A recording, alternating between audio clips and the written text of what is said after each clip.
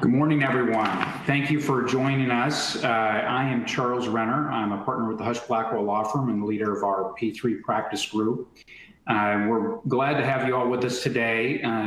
This is part of an ongoing conversation we have been having since the beginning of this pandemic moment for all of us, really focused on the P3 project delivery approach as it relates to the next phase, as we all start to emerge out of what is seeming like a longer moment than I think we all thought.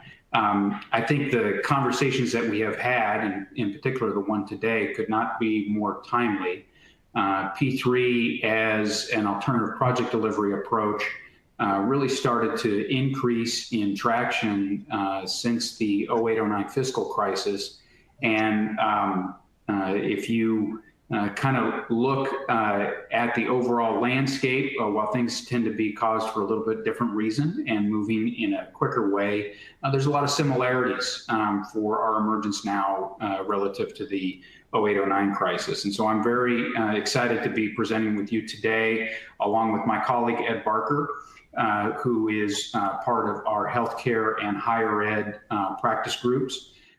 One of the advantages that I think we have with Husch Blackwell is the industry focus allows folks like myself to partner with some great colleagues depending on the project delivery type, and this is one that we think is more and more timely. So we've got a great panel for you today and a great discussion.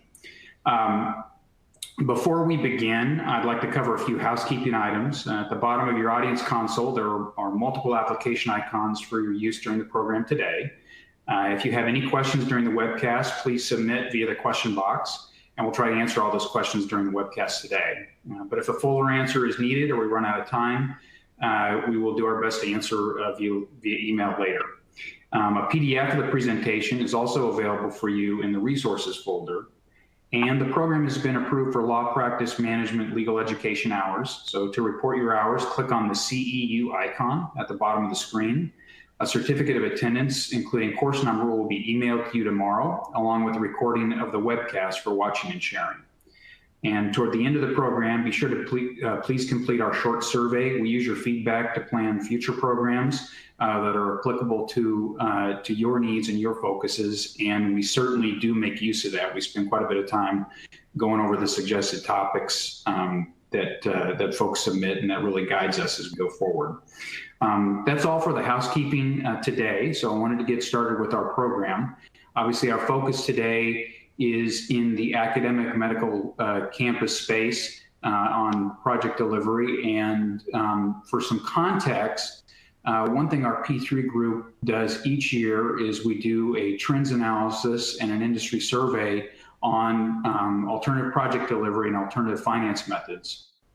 And just to give a little context, this survey happened right up until the beginning of the pandemic.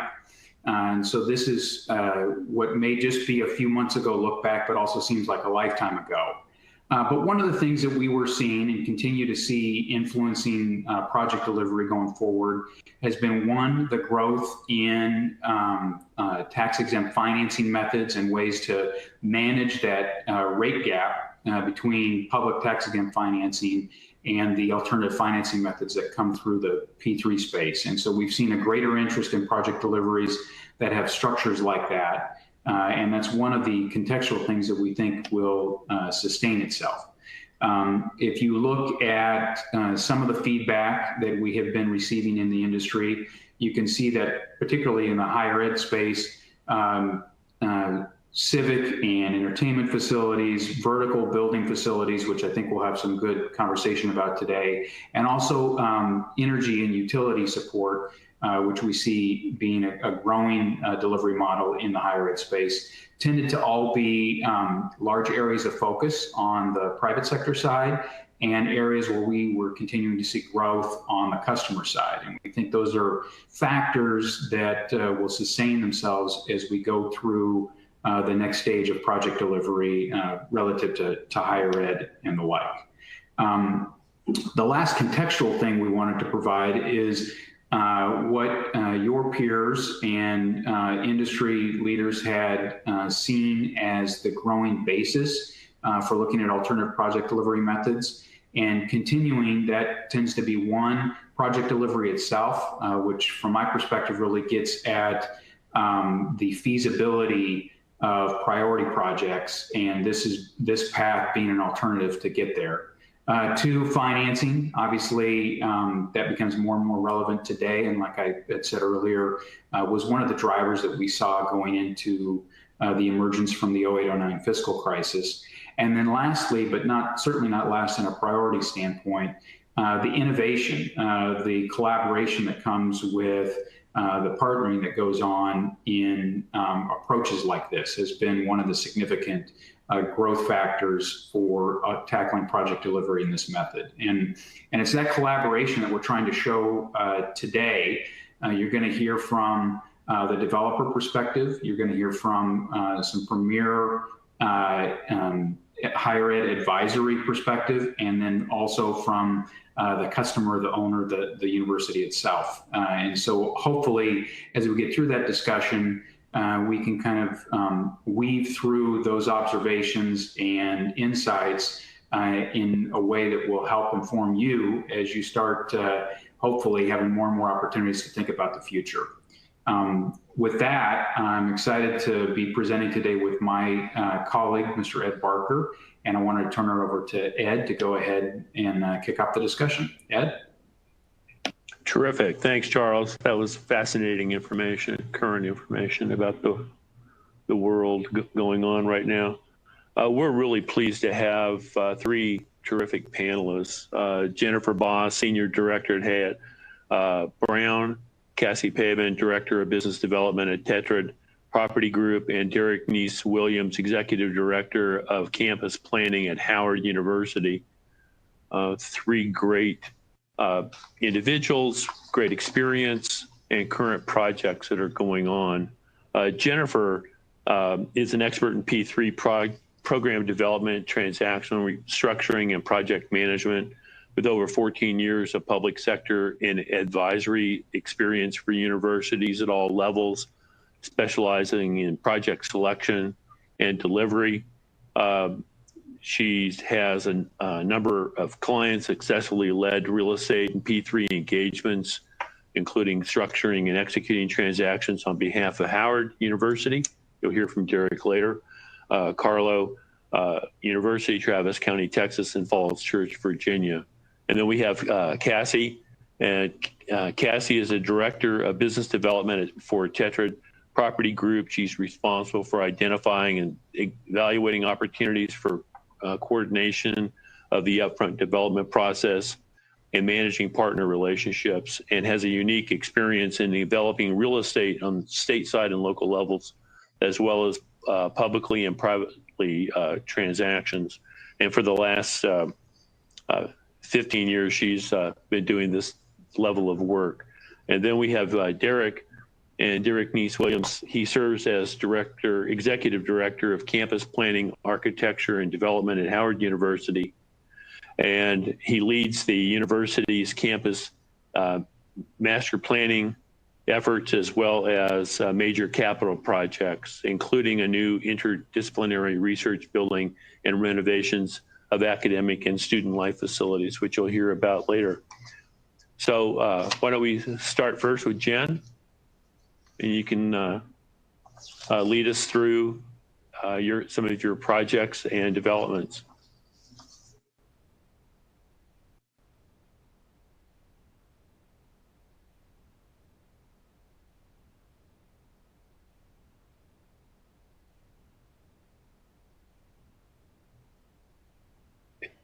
And Jen, you might be on mute, or I've frozen. That'll do it. It's the mute. Thank you. So before I get started and dig into too many of the details, can you all hear me? Great. Okay. Before I dig into too many of the details, I'd like to share a bit about what Hyatt Brown is to help you understand the perspective that we bring as advisors. So Hyatt Brown is a national advisory and engineering firm that helps mission-oriented institutions advance objectives related to the management of their infrastructure and their real estate assets. So our advisors guide clients through each stage of the development process, from conception and feasibility to financial structuring, partner selection, and transaction execution. And we work with colleges and universities and public agencies at all levels of government in a wide variety of asset classes, including the topic du jour, healthcare facilities. And so to this conversation, what I hope to bring is insight from a variety of institutional and public sector clients that are actively thinking about and planning and executing projects every day. Now, what I would like to talk about today is some of the trends that we're seeing in higher education development. And I'm happy to share those, and we'll dive into each one of these four on the following slides. But I would be remiss if I didn't remind you all of the broader landscape that's encouraging institutions to consider alternative ways of financing and delivering projects. Charles mentioned some of the challenges coming out of the 08-09 financial crisis, and we've certainly been talking still within the last 3 to 5 years about some of the financial challenges that institutions face, from shrinking appropriations and philanthropic giving, limited debt capacity, and balance sheet management issues, to more programmatic issues such as increased competition to attract students and faculty because of pressures coming from both sides, say community colleges, larger institutions that are growing into new and different spaces. And 2020 has introduced a whole new set of uncertainties, from COVID, which is causing revenue losses and potentially downstream state funding impacts, some of the racial tension that we've seen in demonstrations, which has forced us all to be more introspective about the role we have to play in addressing inequality. And then the election as well, which has created uncertainty about what might happen with a relief package from Congress that can directly support institutions of higher learning, as well as state agencies that then support those institutions. But what I'd like to make sure that we convey today is that despite all of this uncertainty, you don't have to wait for the dust to settle to move on a medical project on your campus. And so I'd like to dive into these four development trends, including this renewed interest in pursuing a social mission through development, investment in medical districts, and investor flight to quality, and then wrap it up with what we're seeing as more of a focus on progressive partnership structures. So starting with this topic of renewed interest in pursuing a social mission, we see an increasing focus on involvement of and service to communities when campuses and universities are considering edge developments, as well as those that are on campus. In fact, we hosted a panel on this specific topic just last month. This can take many different forms, from affordable housing, like the University of Virginia, which recently announced that they plan to invest in 1,000 to 1,500 units of affordable housing on their land in the next 10 years, to more community development. One of our clients at North Carolina A&T is looking at mixed-use housing and retail in East Greensboro, which they would describe as being on the other side of the tracks. It can be amenities like community serving retail and green space. But the topic that we're here to talk about today is health and medical centers, and how that focus on social mission, it comes to light through those types of facilities, whether it's clinics or full hospitals. And there's been a lot of discussion recently, and COVID has certainly brought this to light, about social determinants of health, racial, ethnic, and other demographic attributes that impact health status, life expectancy, and even access to healthcare. And what's interesting is that a lot more data is being collected on that, and that usually happens at larger university-affiliated research hospitals. And so there's this integral link between what research hospitals and research universities are learning about how to serve the public at the same time that people want to focus more on a social mission. And the reason that this matters is that it impacts universities' approaches to project conception and planning, and also helps define partners. Public agencies or nonprofits are much more likely to help fund those projects in the medical space that have some impact or help address these social missions. And I'd like to take just one moment to touch on the difference between funding and financing. Funding is a source of funds to pay for construction and the operation of a project, while financing is a mechanism to raise a large amount of capital up front, but it's not the actual funding source that pays for a project. So when you're able to bring in a public agency, they can actually provide a source of funding which you'll hear about in a little bit later when Derek discusses the case study at Howard University. So you can raise more funding sources through public agencies, as well as leveraging some of the financing mechanisms that the private sector can bring. Next, the trend I'd like to discuss is this investment in medical districts. Universities are partnering with cities, health facilities, biotech businesses, labs, and others to create medical districts. These districts often blur the lines between campus and community, and they become a place where medical schools, schools of sciences and engineering, all these academic programs can converge. A couple of examples that you might look into if you're considering this type of a project is the Illinois Medical District, which is 560 acres of land that houses a host of different medical uses. The Bio District in New Orleans, which is in downtown and has relationships with a slate of universities, including LSU, Xavier, and others.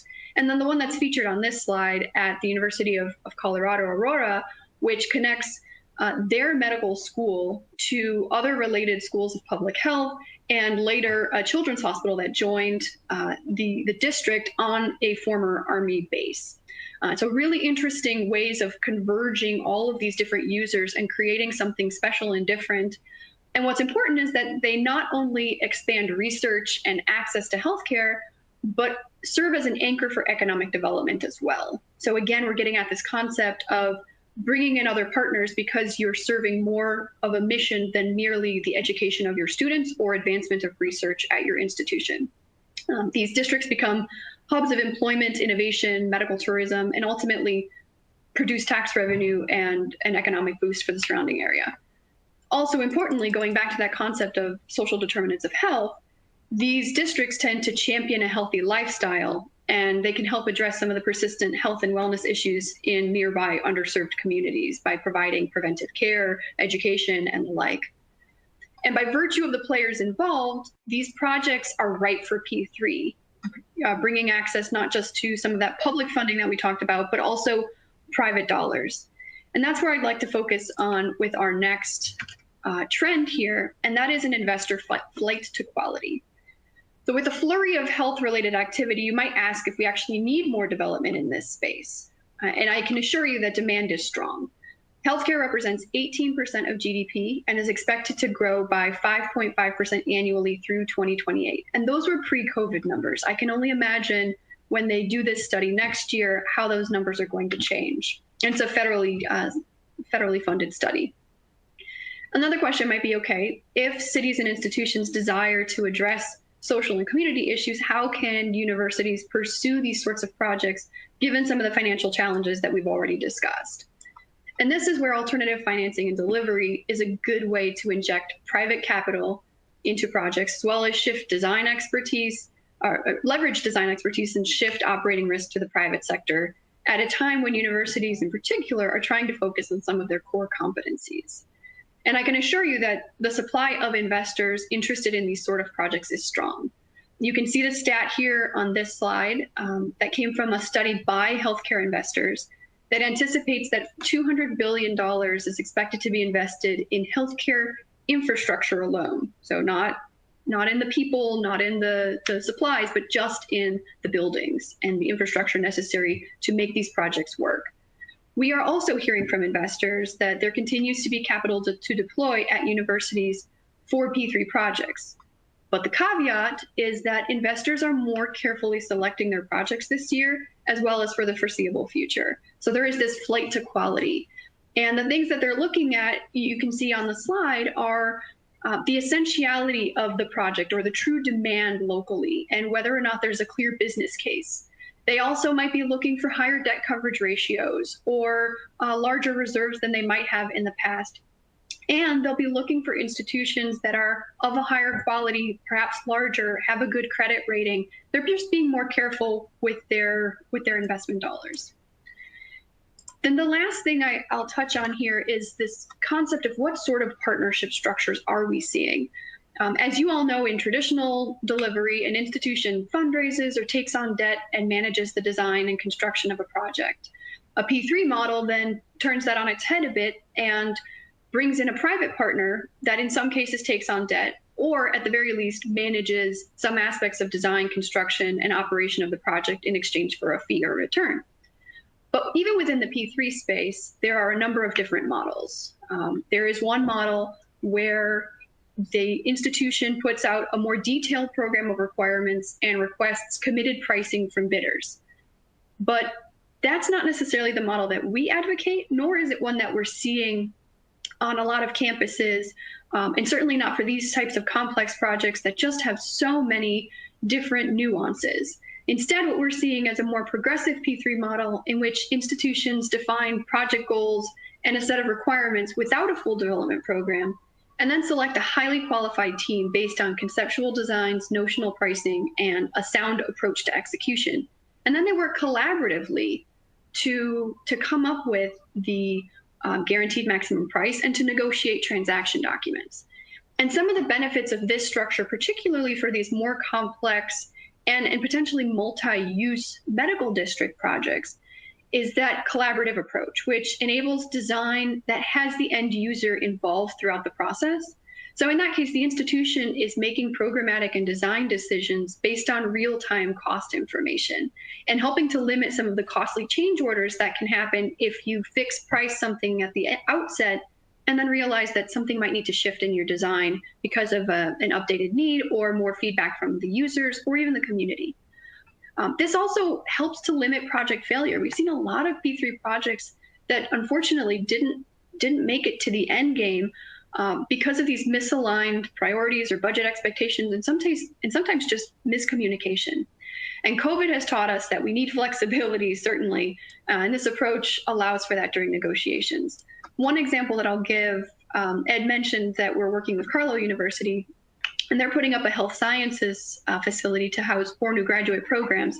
Their health science requirement, they have a sense of what they need, but they also want to leverage the expertise of the private sector and the private designers who are putting together construction documents for these sort of facilities every day. So we've worked with them and structured an RFP that allows that flexibility, not just for that health sciences component, but also for a commercial component during these strange times when there are changes in both real estate and capital markets, ultimately helping us to negotiate the best financing and the best project overall for the university with the selected bidder. So with that, I will close out and pass on to the next speaker. I don't know, Ed, if you wanted to introduce them or not. Yeah. Thank you very much, Jen. That was fascinating. I've got 37 questions of my own for you about integrating the mission and culture, et cetera, into these projects rather than just considering it to be kind of brick and mortar in financing. That was fascinating. Next, we'll turn to Cassie and ask her what her company does, what Tetra does, but also in the context of your experience as a developer, what you're looking for in the P3 world and the projects that have been successful. Thank you. You bet. Thanks, Ed. So Tetra Property Group, we are a full-service development company. We're based out of Omaha, Nebraska. We do projects everywhere throughout the United States, primarily from Atlanta to Salt Lake City right now, and north and south in between. We have a pretty big focus on the public-private partnerships, and that has been one of our mainstays the entire time that we've been in business. Since roughly 2011, we've invested over $2 billion worth of capital, and I would say probably 75% of that has been within a P3 space of some sort or another. So we really look at that as a way to enhance communities, to create value for institutions and communities, and honestly be able to provide those institutions with the functionality that they need, that without utilizing that model, we would never really be able to fully realize.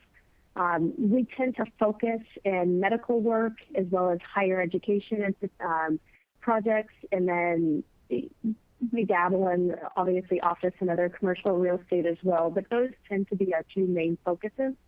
And I would tell you, as we've gone along, we've definitely seen a higher in P3s as it relates to medical facilities for higher ed institutions, and really just any product type for higher ed institutions, but definitely the medical one over the last year or so has taken off.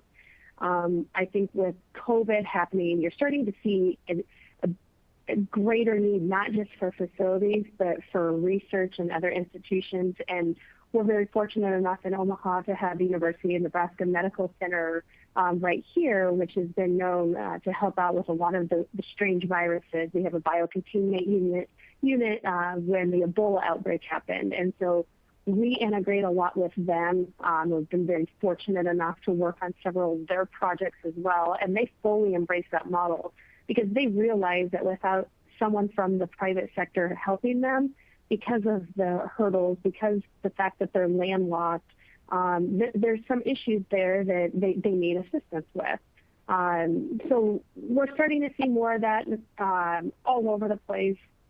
But really, when we're starting to evaluate what institutions we're willing to do work with, what institutions are out there soliciting, there's a couple of things that we look at. RFPs come across all the time. Some are better than others. Some really that catch our attention are those that are qualifications based. And we tend to lean that way towards and give a little bit more favor towards that for our investment, because we do feel like the institution should pick that right partner for them, not just financially, but culturally.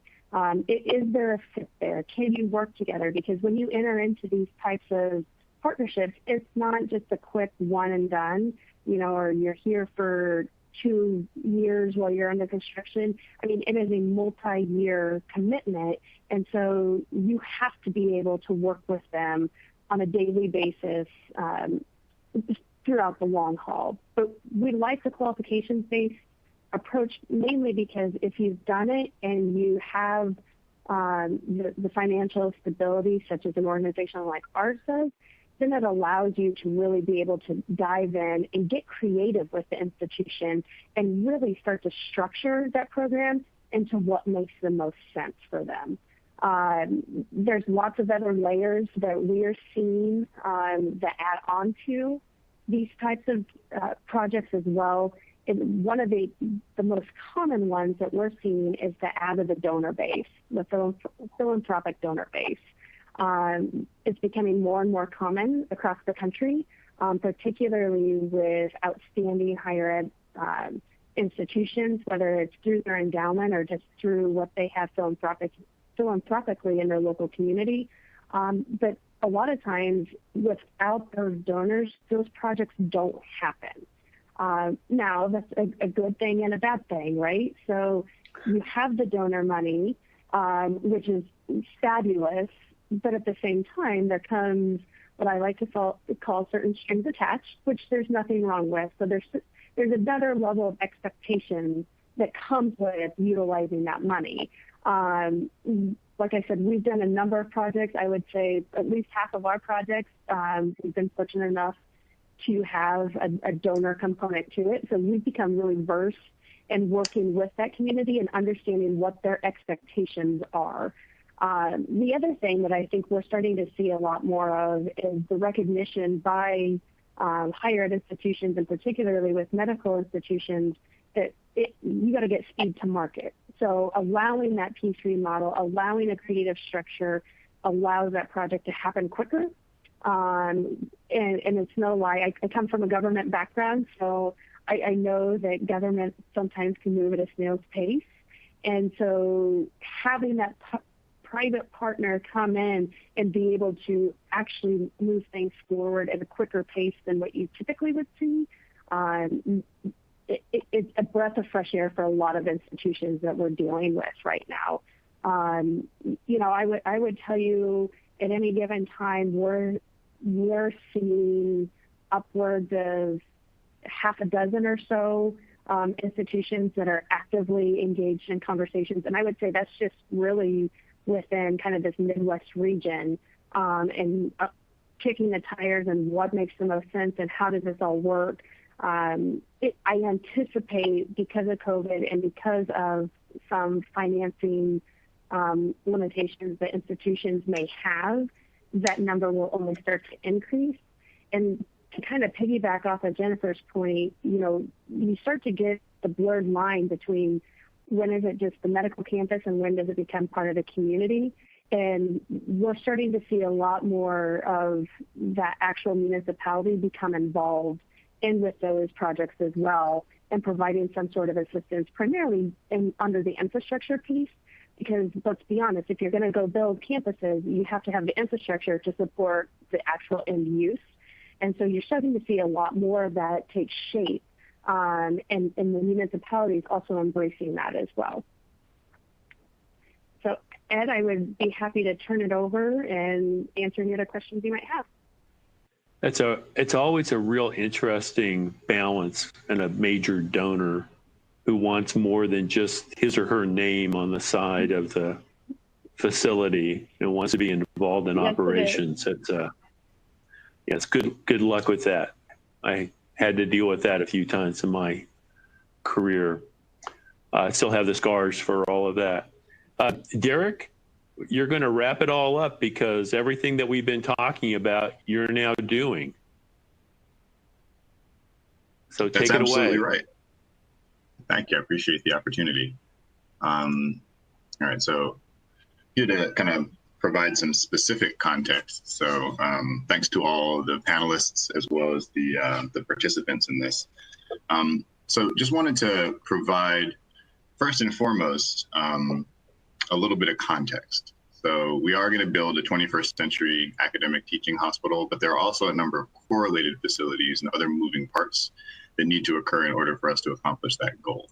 And so I think it's important for us, in the spirit of Sankofa, which is an Adinkra symbol, which means that it's important to reflect on the past in order to build a successful future, that we understand a little bit about the legacy of the Howard University Hospital, which was originally the Freedmen's Hospital, which was built in 1862 and funded during the Civil War by an act of Congress to provide medical care and facilities for recently emancipated peoples who were not able to gain access to the healthcare facilities that were available to the general public at the time. So that was a very important milestone. And actually during the Civil War, the Freedmen's Hospital was built and constructed in several different locations in a temporary fashion around the District of Columbia. And at the time, the District of Columbia was a much smaller city. So I think that it's important also to note that in 1867, Howard University was founded on 150 acres, which was once the Effingham Farm. And it was founded as a comprehensive university that was open to people of all ethnic backgrounds, as well as all genders, which was something that was very controversial at the time, apparently, the inclusion of all genders in higher education. So then brings us to 1868, when Congress actually joined forces with Freedmen's Hospital and Howard University to make the Freedmen's Hospital the primary training mechanism for the medical school at Howard University. And so many of the several first generations of graduating classes had opportunities to practice in Freedmen's Hospital. 1909 actually brings us to when the current Freedmen's Hospital is built. So you see the black and white photo with that lovely vintage vehicle sitting in front of it. That actually is one from, I believe, the mid-1950s. If you were to see photos, and we have a few from the late 1800s, that car would have been replaced with a horse-drawn ambulance, just to give you an idea of just how much history there is behind this site. So I also note that in the 1909 construction was actually built on a portion of the 150 acres that the university initially purchased for its campus operations back in 1867. That was a portion of land that was actually leased to the federal government. And that brings us to 1961, when through a special act of Congress, the Freedmen's Hospital was actually transferred back as the lease expired. It was transferred back to university ownership, and the university began to actually operate that in more earnest, as opposed to having it be operated as its own separate entity.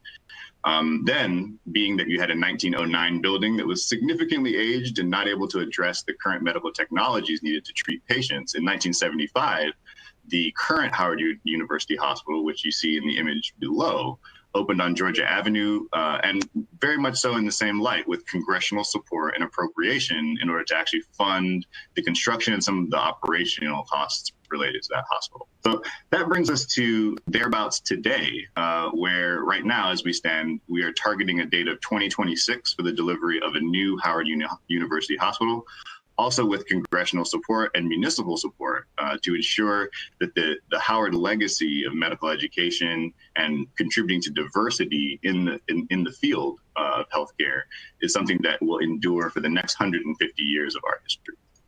So that brings me to the existing conditions as it stands. And so there are, I think, two large parcels that we're generally talking about.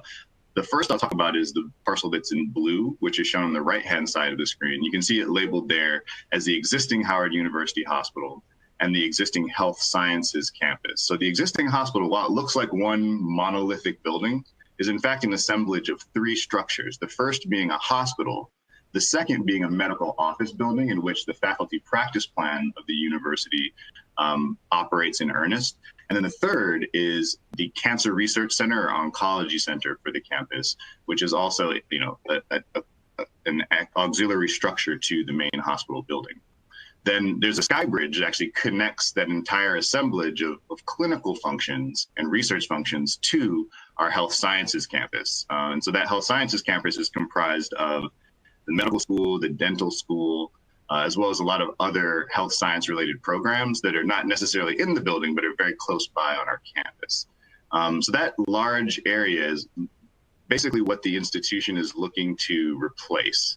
And so the location that we want to replace it in happens to be the box in yellow that you see on the left-hand side of the screen. And so as it stands right now, that is in fact the original site of the Freedmen's Hospital. You may recognize the little ambulatory roundabout and those historic ward wings that are along the street there. So what we're actually trying to do is renew the healthcare and health science related academic world on the hollowed ground of the former Freedmen's Hospital site. While the existing building isn't necessarily in the greatest shape and was outmoded in 1975, we have a very interesting plan that honors the legacy of that building, but also contributes to, you know, 21st century learning environments being constructed on the campus. And I think it's also important to note that, you know, as we begin discussing revenue sources, and I'll get to that a little bit in the next slide, it's important to point out that one of the things that we're really counting on to fund the redevelopment of the area in yellow is the monetization of the site in blue. And so that's a very important component. The university sits in the geographic center thereabouts of the District of Columbia in what is currently a very hot, very lucrative real estate market in terms of the net value of the land and the improvements that are on it. So I'll jump to the next slide here just to talk about what we have in terms of our vision, which is really for a new health sciences corridor. And so you might notice the ambulatory roundabout that's kind of dead center in this image. That is that historic Freedmen's Hospital facade. So we are going to maintain and keep and preserve the original wing, the administrative wing in the center, as well as those first four ward wings of the hospital itself. And those will be backfilled with primarily academic space that is not lab intensive. However, behind it, you'll see that phase 3 and phase 4, as illustrated here, would construct new academic health science facilities, as well as science, technology, engineering, and mathematics facilities. And those facilities will primarily be lab intensive, so that we focus most of the office and classroom, general purpose classroom functions that are easy to fit into a historic building, just that, into the historic building that we're going to be preserving. So the actual hospital itself is shown as phase 1 here. And it's roughly 220, 225 beds is what we're targeting, estimated to cost between $550 and $650 million. But you see to the east of that, which is phase 5, is the potential to expand that 220-bed hospital up to 350 beds or more in the future, but likely beyond the 10-year planning horizon that we're currently faced with in our campus master plan. In addition to those two, the phase 2 is listed here right across from the hospital on the left-hand side of your screen, is the medical office building as well as the cancer research center. So we're going to be reconstructing basically this whole half of this block, more or less, with all of the either future or currently planned phases of the healthcare enterprise for the university. And so I think it's important to pause for a second and talk a little bit about the revenue generating facilities that are components of this, for example, the MOB and any sort of parking that's correlated with this. And so, I think there are different tranches. There's so many different moving parts to this project that there are different potential funding and financing strategies that surround each of the individual components. So naturally, as a revenue generating facility, the MOB as well as the parking could, benefit from a P3 or alternative financing mechanism, being that we can isolate these components from the overall success of the hospital and also insulate them from the hospital operations itself. I think that it's also important to note, as I mentioned earlier, that that large space in blue, and I'll jump back really quickly so that we can give you context, is an area that is viable for commercial redevelopment. And so, as I mentioned, the university is looking to monetize that and partner with several private developers to generate either upfront cash or ongoing cash flow to fund these capital projects for the institution, as well as any other mission-based priorities or programming that we need to include. So phase 3 and phase 4 are naturally non-revenue generating facilities. They do generate revenue through research, through grants, through tuition and fees and whatnot. But as academic buildings, you can't necessarily tie those revenue streams to any sort of a financing mechanism. So the way that we're looking at those is really relying on the capital, as I mentioned, from the commercial redevelopment to fund the cost of constructing these facilities. As well as any other traditional delivery method, for example, the issuance of bonds or municipal bonds that would enable the university to bridge the gap between the proceeds from the redevelopment. And then last but not least, and I think the feature of the discussion is the phase 1 hospital itself, which does require a unique and varied set of funding sources and mechanisms to include local funds, federal funds, revenue from patient care operations, as well as equity either from the institution or from our partners. So there are a couple of renderings here that kind of diagrammatically illustrate some of the look and feel that we're trying to create with this this new complex, with a very modern building with glass and green roofs and meditative spaces and whatnot for patients and as well as practitioners, but also a project that has a historic preservation component to bring some of the charm of that original building back, as well as utilizing it and incorporating it into the new space so that students, visitors, patients, and everyone else can really connect visually to the history and the mission of the institution overall. So I think that in terms of public participation, it is important to mention the various streams that the District of Columbia government has made to this, just given its urgent and pressing need for the continued operation of A. Howard University Hospital. So one thing to mention as the first bullet there is that within the existing hospital, as the pandemic began to rage in late March and early April of this year, the mayor authorized some emergency spending in order to have all of the hospitals in the District of Columbia effectively double their bed count.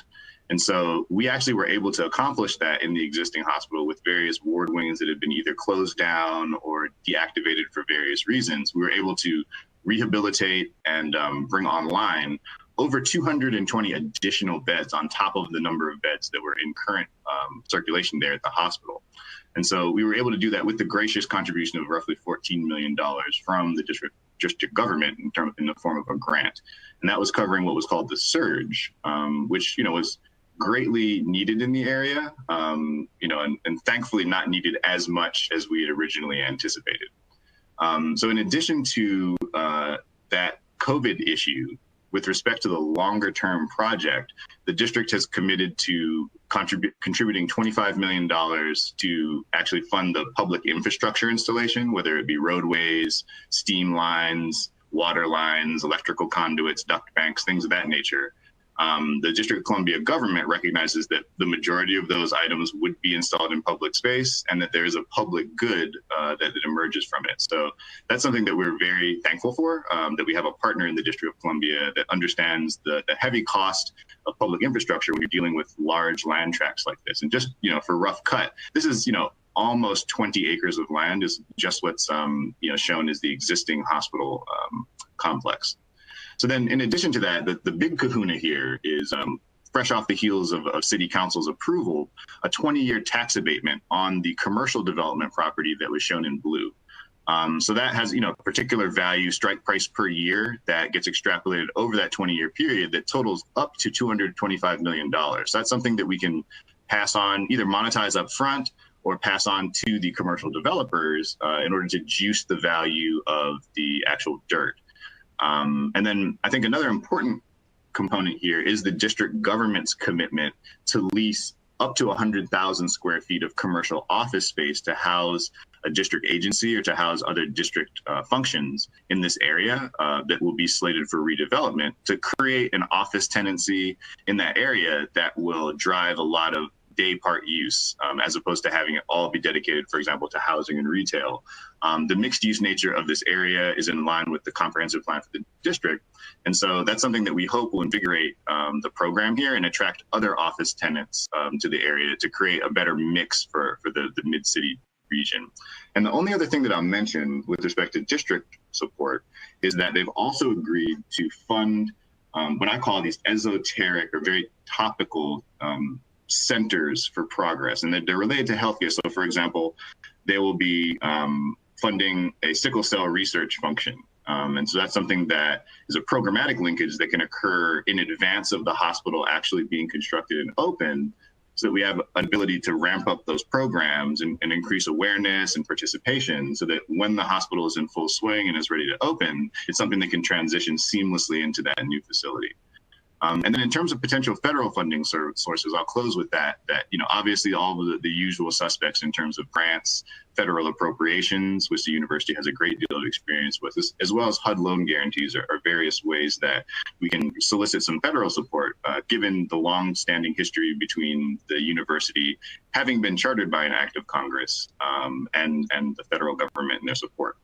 So I'll stop there. I think I've provided a little bit of an overview of what we're faced with and what we're interested in. So I'm not sure if there are any questions, but I'll pause there and turn it back to Ed. Well, Charles, you've identified one of the most complex, multifaceted, strategic capital projects I've heard of in a long time. That's a number of spinning plates that you have to deal with. I hope you get some time off every once in a while. That's crazy. I've got one question. The bag's under my eyes say otherwise. Yeah, exactly. I've got one question for each of our panelists in the time that we have remaining is, when I participate in these, or I always like to know what advice you have for our audience. What the good news was, but also lessons learned from not only successes, but also bumps in the road that you've experienced. And Jennifer, I think I'll start with you. What have you, lessons learned, advice given? Sure thing. I think I would focus on two topics. One is that when we first started working with Derek and his team on the hospital and began working with a medical partner, someone who could operate the hospital both today as well as into the future, there was a focus on approaching this like a real estate development project, like we had for so many other projects as we've been executing their real estate strategy for the last 5 years. But working with a hospital operator is very different in the way that they approach the planning of a hospital, and the transaction and the agreements is very different. And so we quickly realized that our normal approach, which would be a term sheet or an LOI and then moving into a development agreement, was just way too much detail for them right off the bat. And they wanted to focus instead on what is the business case for this medical center? How do we make sense of that? And then we make the real estate fall into place, and we figure out how the controls will work and how the investment in the real estate side will work. So that's one thing, just making sure that you understand who you're talking to, and that you can't just bring your cookie cutter approach to development to a medical center, because the operator is just so different and thinking about things through a different lens. The other one I would share quickly is that something Derek touched on. You can see that there are so many elements of that project, some revenue producing, some non-revenue producing. And as a result of that, we have found that it makes far more sense, especially because they're going to be financed separately no matter what, that it's important to carve them out as separate projects and not necessarily have the same partner working on each one. So we may have a parking partner, we may have an MOB partner who's completely separate from the hospital operator, and that the hospital operator might be better off if they're treated just as a tenant and someone else is the partner on the real estate side of getting a hospital built, as long as they feel confident that the business operation within the hospital is functional. So those are two important things that we've learned throughout this process with Howard. We used to have a joke, Jen, that he who controls the parking controls the hospital. So you have to be careful on who you choose. Cassie, how about you? Lessons learned? Yeah, I would say one of the biggest lessons learned is, truthfully, communication early and often.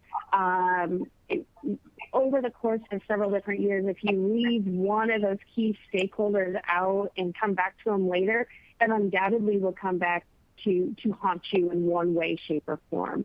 So working not only with the leadership at the institution to clearly define the goals and objectives for that project, but working with that municipality, with all the other stakeholders, with the end users that are going to be in that facility itself, and understanding needs, wants, desires, but trying to really guide that and keep that communication going throughout the life cycle of the project.